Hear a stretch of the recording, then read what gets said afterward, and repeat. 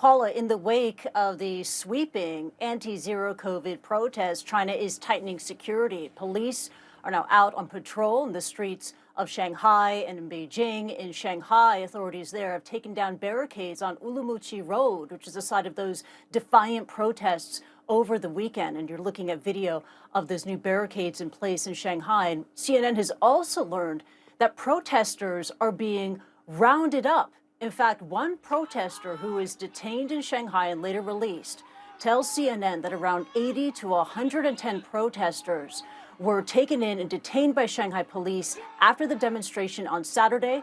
The protester also told CNN that the police collected their biometric information, including their fingerprints, including their photos and retina scans.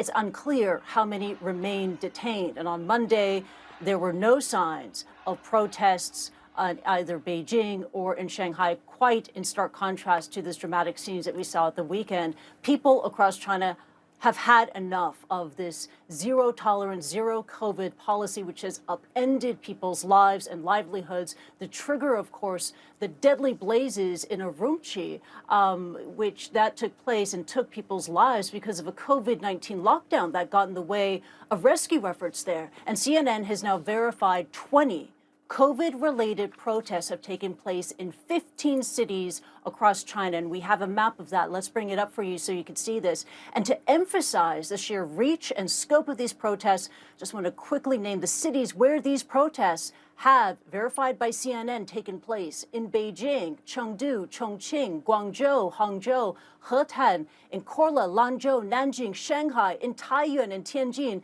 in Urumqi, in Wuhan, and Xi'an as well.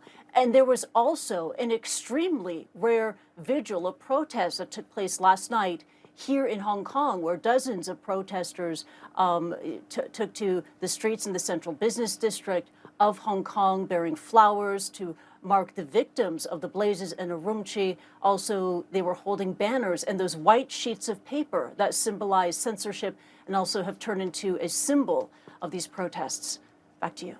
Yes, so evocative, just with one single sheet of white paper. Kristie, I have to ask you, where does this leave the COVID policy, though? You know, we just said that the number was still quite high. There have been mixed signals leading up to this about what China wanted to do to go forward. So far, what we're hearing from state-run media is they're doubling down on the zero COVID policy, saying that it is, quote, scientific and it's effective. The cases, you're right, they continue to be very high. But look, we're talking about 38,000 new local cases of the virus in a country of 1.4 billion. I mean, it pales in comparison to global standards, but in zero COVID China, it's too high. And as a result, that's why we're seeing these new pandemic restrictions being rolled out. But it is not in a consistent way. There is no singular zero COVID strategy. It's a patchwork of various restrictions being rolled out across China. We've learned that in Shanghai Disneyland is closed once again. There are lockdowns in districts of Guangzhou. There are messages urging residents, for example, in Beijing, not to go outdoors. As cases rise, these more additional zero COVID restrictions, they're rolled out, but in very inconsistent ways across China. And it just makes it more difficult for China to be on a path to reopening in a smooth and timely manner.